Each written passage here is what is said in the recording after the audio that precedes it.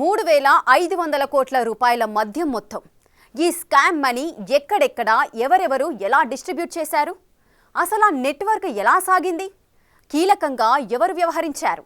వారికి సహకరించిన వారెవరు? అధికారులు ఎలాంటి ఆధారాల ద్వారా ఈ మొత్తం లిక్కర్ స్కామ్ ఐడెంటిఫై చేశారు?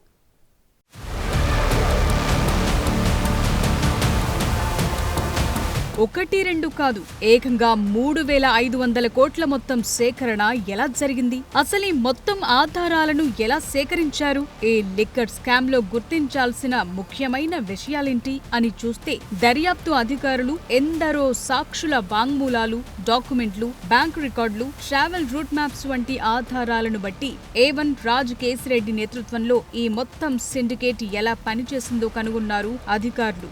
2019 నుండి 2024 మధ్య వివిధ డిస్టిలరీలు, లిక్కర్ మార్కెటింగ్ కంపెనీలు ఒక చైన్ లింక్ ద్వారా 3,500 కోట్ల రూపాయల మేర కిక్ బ్యాక్లను క్రమ పద్ధతిలో సేకరించినట్టు చెప్తున్నారు సిట్ అధికారులు. ఈ మొత్తం ఎలా దారి మళ్లించారు అన్న కోణంలోనూ ఎన్నో వివరాలు సేకరించారు. వివిధ వర్గాల సాక్షుల నుంచి వీరి కాల్ రికార్డుల ఆధారాలతో కలిపి లిక్కర్ సిండికేట్ ఎలా పనిచేసిందో గుర్తించారు అధికారులు. ఈ మొత్తం సొమ్ము గత ప్రభుత్వ హయాంలో కీలకంగా పనిచేసిన వారెవరో ఐడెంటిఫై చేశారు. వీరిలో బాలాజీ గోవిందప్పన్, ధనంజయ్ రెడ్డి, కృష్ణమోహన్ రెడ్డి, మిథున్ రెడ్డి, విజయసాయి రెడ్డి వంటి వారితో పాటు సీనియర్ అధికారులు సైతం ఉన్నట్లు చెప్తున్నారు. కాల్ రికార్డింగ్ల విశ్లేషణ ద్వారా వీరు ప్రధాన కుట్రదారులుగా తెలుస్తోంది. అయితే వీరందరిలోకి రాజ్ కేసిరెడ్డి, అతడి స్నేహితుల మధ్య పదే చర్చలు జరిగినట్టు గుర్తించారు. ఈ మేరకు కాల్ రికార్డింగ్లు తాము అనుకున్నట్లు చెప్తున్నారు అధికారులు. తద్వారా వీరు సేకరించిన మద్యం నిధులు, వీటి కోసం పుట్టించిన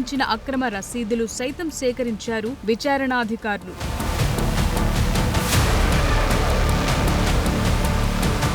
2024 ఎన్నికల్లో ఓటర్లకు పంచడానికి తిరుపతి AR కానిస్టేబుల్ గా పనిచేసిన గిరిబాబు తాను చెవిరెడ్డి దగ్గర 2012 నుంచి 2024 వరకు PSOగా పనిచేసినట్టు తమ దర్యాప్తులో గుర్తించినట్టు చెప్తున్నారు అధికారులు. ఎన్నికలకు 6 నెలల ముందు రాజ్ కేసిరెడ్డి ఆధ్వర్యంలో కిరణ్ కుమార్ రెడ్డి, చాణక్య, సైమన్ తదితరులు ఒక నెట్వర్క్ గా ఏర్పడి పనిచేసినట్టు తెలుస్తోంది. నగదు రవాణా చేయటంలో వీరికి సాయం చేయమని ఎమ్మెల్యే చెవిరెడ్డి తన PSOలకు సూచించినట్టు తెలుస్తోంది.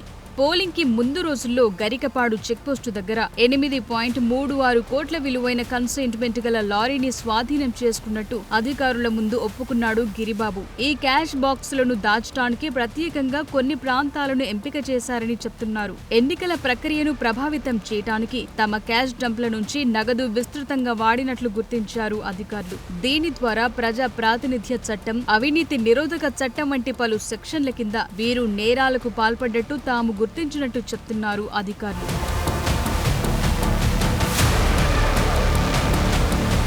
ఈ అక్రమ నిధులకు సంబంధించిన డంపులు హైదరాబాద్ లోని పలు అపార్ట్మెంట్లు, తాడేపల్లి ల్యాండ్ మార్క్ అపార్ట్మెంట్లలో నిల్వ చేసినట్టు గుర్తించారు. తాడేపల్లిలో ప్రణయ్ ప్రకాష్, హైదరాబాద్ లో వెంకటేష్ నాయుడు, సైమన్ వంటి వారి నుంచి డబ్బు సేకరించి కార్టన్లలో ప్యాక్ చేసి అధికారిక తుడా వాహనాల్లో, కొన్నిసార్లు ప్రైవేట్ లారీల్లో ఈ మొత్తం తరలించినట్టుగా కనుగొన్నారు. 2023 చివరి నాటి నుంచి 2024 ఎన్నికల వరకు అనేక సార్లు నగదు రవాణా చేసినట్టు కనుగొన్నారు. ఒక్కో ట్రిప్పుకు 8 నుంచి 12 కోట్ల మేర తరలించినట్టు చెప్తున్నారు. పొదిలి, ఒంగోలు, కావలితో సహా వివిధ ప్రాంతాలకు ఈ మొత్తాలు వెళ్లినట్టు చెప్తున్నారు అధికారులు. ఆయా ప్రాంతాల్లో వైసీపీ అభ్యర్థుల ఎన్నికల ప్రచారానికి, ఓటర్లకు డబ్బు పంచడానికి ఈ మొత్తాలను వాడినట్టు కనుగొన్నారు. ఈ మొత్తం ఆపరేషన్స్ ని ఎమ్మెల్యే చెవిరెడ్డి, బాలాజీ కుమార్ యాదవ్, నవీన్ సమన్వయం చేసినట్టు చెప్తున్నారు. వీరికి తుడా డ్రైవర్లు, మరికొందరు అనుచరులు సహకరించినట్టు తెలుస్తోంది. 3,500 కోట్లలో కనీసం 200 కోట్లు ఎన్నికల కోసం వాడినట్టు చెప్తున్నారు సిట్ అధికారులు.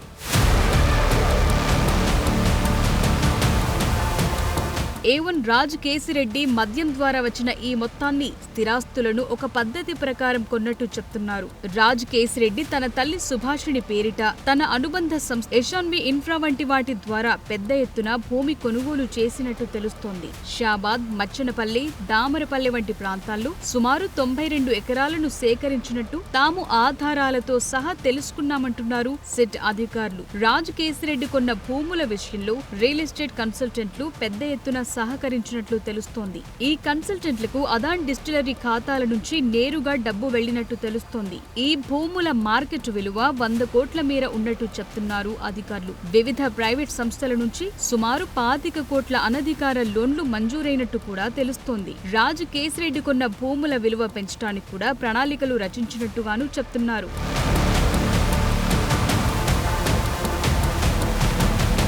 కిక్ బ్యాక్లు, ఏపీఎస్బీసీఎల్ నుంచి వచ్చిన నిధులను రామ్ ఇన్ఫో, విజువల్ ఐటీ ద్వారా మళ్లించి యుఎన్ఐ కార్పొరేట్ కు మళ్లించినట్టు కనుగొన్నారు. ఆపై బినామీల పెట్టుబడుల కోసం A1, A9లకు సొమ్ము మళ్లించినట్టు గుర్తించారు. రాజ్ కేసిరెడ్డికి చెందిన ఎషాన్వి ఇన్ఫ్రా అనే కంపెనీ పేరిట గచ్చిబౌలిలో 326 గజాల భూమిని కొన్నట్టు ఆధారాలు సేకరించారు. ఈ సైట్ ఓపెన్ మార్కెట్ విలువ 9 కోట్ల వరకు ఉన్నట్టు తాము ఐడెంటిఫై చేశామంటున్నారు అధికారులు. ఇక యుఎన్ఐ కార్పొరేట్ సొల్యూషన్స్ కి 1.6 కోట్ల వైట్ మనీ మళ్లించినట్టు ఆధారాలు సేకరించారు. మిగిలిన మొత్తాన్ని బ్లాక్ లో చెల్లించినట్టు కనుగొన్నారు. ఈ లావాదేవీలన్నీ రాజ్ కేసిరెడ్డి ఆదేశాల మేరకే జరిగినట్టు చెప్తున్నారు సిట్ అధికారులు. ఈ ల్యాండ్ కొనుగోలు వ్యవహారంలో అవకతవకలున్నట్టు చెప్తున్నారు. ఇందులో మనీ లాండరింగ్ జరిగినట్టు తాము గుర్తించినట్టు చెప్తున్నారు. A1 రాజ్ కేసిరెడ్డి ఆదేశాలతో A9 కిరణ్ సాయంతో యుఎన్ఐ కార్పొరేట్ సొల్యూషన్స్ ఈ లావాదేవీలు జరిపినట్టు తెలుస్తోంది.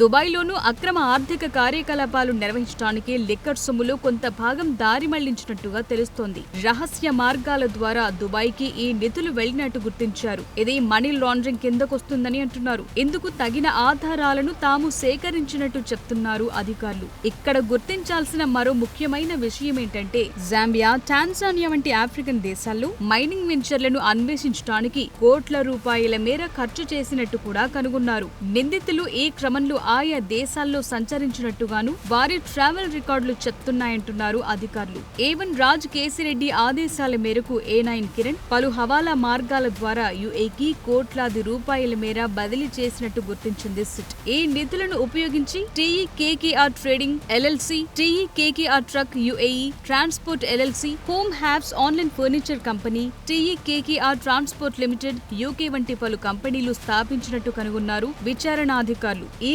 కంపెనీల కోసం 2021లో 3, 2022 5, 2023లో 13 ట్రిప్పులు, 2024లో 7 ట్రిప్పులు, మొత్తంగా రాజ్ కేసిరెడ్డి అండ్ కో 28 విదేశీ పర్యటనలు చేసినట్టుగా గుర్తించారు. పాస్పోర్ట్ నంబర్లతో సహా ఐడెంటిఫై చేసి వీరి విదేశీ కార్యకలాపాలపై ఒక అంచనాకొచ్చింది సిట్.